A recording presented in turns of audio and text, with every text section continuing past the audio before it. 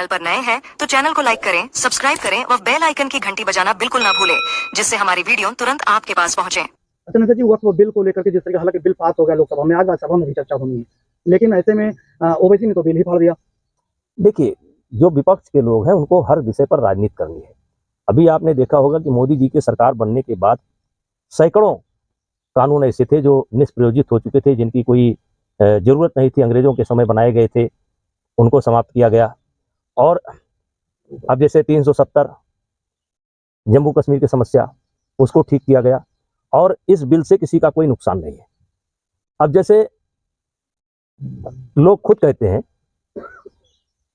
इसका दुरुपयोग है। अब हम नहीं जानते कि इस वक्त का जो इनका कानून था उसका दुरुपयोग कितना होता है, कितना नहीं होता है, लेकिन एक घटना मेरे साथ स्वयं घटी है। बहराइच में एक कोठी थी, कौल फैमिली की। उस कोठी को हमने अपने पत्नी के नाम बैनामा कराया। अब उस कोठी पर वो किसी गुप्ता जी को सन 1812 में 1912 में पट्टा मिला था। गुप्ता जी ने कोठी लिखाई, बनाई। उसके बाद वो किसी कारण से बहराइच दरगाह शरीफ को वो कोठी बेच दिया उन्होंने। फिर बहराइच के दरगाह शरीफ ने 1922 में उस कोठी को वापस कर दिया कौल फैमिली को।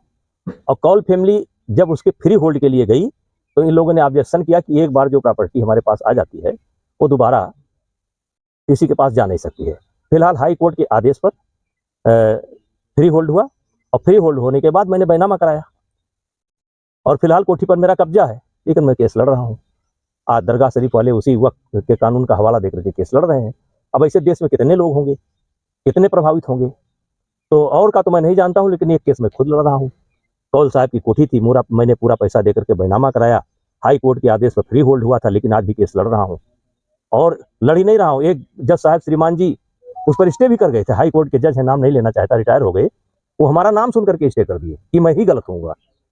फिलहाल वो स्टे कैंसिल हो गया। कोठी हमारे पास है और वहाँ रहना नहीं होता है, जनता जनार्दन के काम आता है। वहाँ पर एक रेसलिंग की एकेडमी चलती है, कोई जो है आयोजन सार्वजनिक होता है तो बहराइच के लोग उसमें करते हैं, लेकिन केस में लड़ रहा हूँ। तो इस प्रकार से कितने लोग होंगे। और यही नहीं कि इससे केवल हम प्रभावित हैं, इससे मुस्लिम समाज भी बहुत प्रभावित है और इसीलिए मुस्लिम समाज के लोग भी बढ़ चढ़ करके स्वागत कर रहे हैं।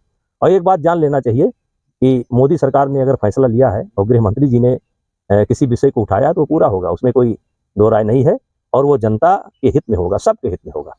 तो लोकसभा का आप स्वागत करते हैं, राज्यसभा में भी पास हो जाएगा? पास हो जाएगा, कोई दिक्कत नहीं। कोई नेता जी, राहुल गांधी कह रहे हैं कि संविधान को खतरा है, तो क्या मानते हैं आप? अब वो तो बेचारे गरीब मुसलमानों का मकान छीन जाएगा। वो तो बेचारे यही तो मैं कह रहा हूँ। राहुल गांधी का अध्ययन जो है या उनके जो सलाहकार हैं वो बड़े, क्या नाम दें उनको, बड़े हल्के हैं।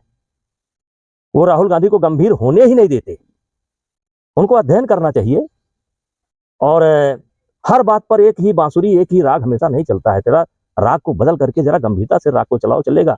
आपके राग की जरूरत है, देश चाहती है आप अच्छा राग बजाओ, लेकिन आप अच्छा राग बजाते ही नहीं है। बस एक ही धुन में कभी अडानी, कभी अंबानी, कभी ये, कभी वो।